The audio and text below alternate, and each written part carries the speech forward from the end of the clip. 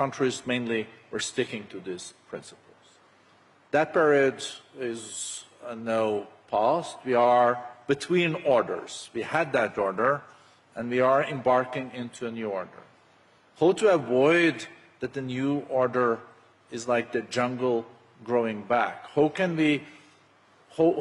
are you worried about that, or are you convinced that the principles of reforms of the multilateral system and that we build a more inclusive order, also build on the main principles, UN Charter and international law, is possible?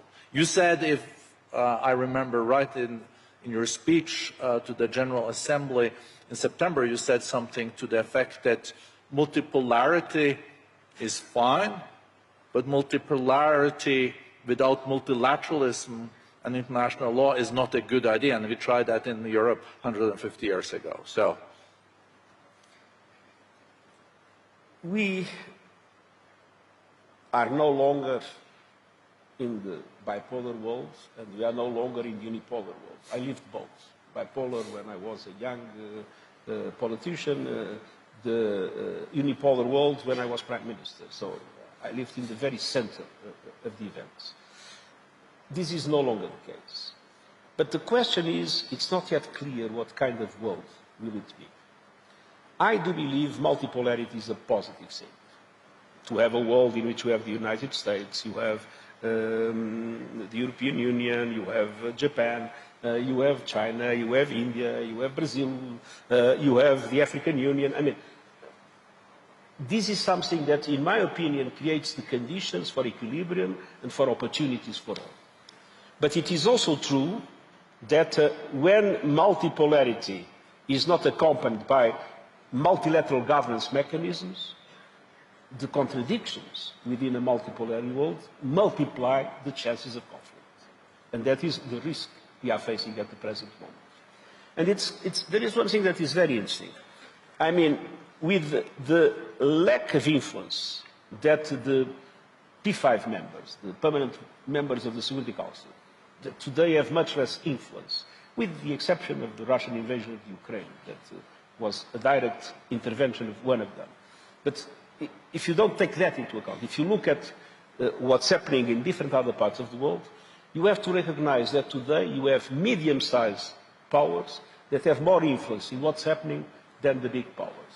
Countries like Israel, Iran, Turkey have proven to be much more influenced in the crises that I have to manage in the recent past than the P5 members of the Security Council that fight for weeks and weeks to get a text in which they can agree on something. But in the end, the influence on the reality in the ground is much smaller than the influence of those mid-sized powers. And this is creating an environment of a certain impunity, an environment in which everybody thinks they can do whatever they want. And this is the problem of the principles that are forgotten. I mean, the Charter must be respected. International law must be respected. And today there is total impunity in relation to violations of the Charter, to violations of international law. The norms that are necessary to regulate economic systems must be respected. And today we see a trend to forget about those norms or to put them into question. And I think that an essential component of building trust is exactly to make sure that with the reforms that are needed for the institutions to be truly representative, which is not yet the case, do those reforms, but at the same time make sure that you create the instruments of accountability for law to be respected, the Charter to be respected, norms to be respected, predictability to exist in international relations. I think that deserves... It's not going to be easy. No, but I think it deserves an applause. You said, Mr. Secretary General, that international law has to be the basis for peace in Ukraine. And you also said that to really move forward on peace and reconciliation, one has to solve Ukraine and then Gaza. Those impulses have to be broken. But let's deal with Ukraine first. Is there any chance that international law and respect for territorial integrity will be applied anytime soon in Ukraine, and you visited Kiev and you visited also Moscow, and you see how difficult this is. If we start to accept that the territorial integrity of countries is expendable, we will create chaos in the world. There are so many countries around the world that have potential revendications about territory of other countries. There are so many situations where minorities can at a certain moment claim that they should belong to another country.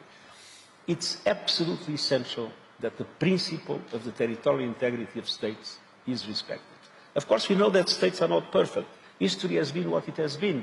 It took centuries in Europe to create the borders that we have now. But I think those that led the African emergence were wise when they said that it was essential to respect the borders, even if the borders had been drawn by colonialism, even those borders were not corresponding to the reality of the societies as they were. But the moment that we start thinking that we can change, redesign, we are in deep trouble. So I think that to reaffirm the principle of territorial integrity of Ukraine and of any other country is essential. It is not going to be easy, no. The situation is difficult, it is. But principles are something we need to preserve in all situations. I know you're speaking at another event in 5 minutes, but I also mentioned Gaza. You mentioned also a two-state solution. Is there, based on the humanitarian catastrophe we're seeing unfolding now in Gaza, do you possibly see some new momentum coming out of this for a two-state solution? Also in a regional context. We know there is an Arab peace plan that also will guarantee recognition of Israel from all the Arab states and their security, but here I think there is a lot of obstacles also down the road. Well, let's be clear. We have a part of the world, we have with a few million of Israelis and a few million of Palestinians. They cannot liquidate each other. They need to be able to live together in their territory. And I think that the progressive relaxation of the interest of the international community led to a situation in which hope started to be lost. What has happened was horrible. Horrible, first of all, the barbaric attacks of Hamas, horrible what's happening now in Gaza, but this shows that something drastic needs to be done to make sure that these two communities can live together, and the only way for these two communities to live together in peace and security is if each one of them has a state. So I believe that the present situation has demonstrated that the two-state solution is an absolutely essential way to solve this problem and an absolutely essential way to preserve a minimum of peace and stability in the region. The spillover that is already taking place, the risk of a full-fledged confrontation in Lebanon, it would be a total disaster. We need to avoid it at all costs. What we are seeing in the Red Sea, all this demonstrates that it's not enough.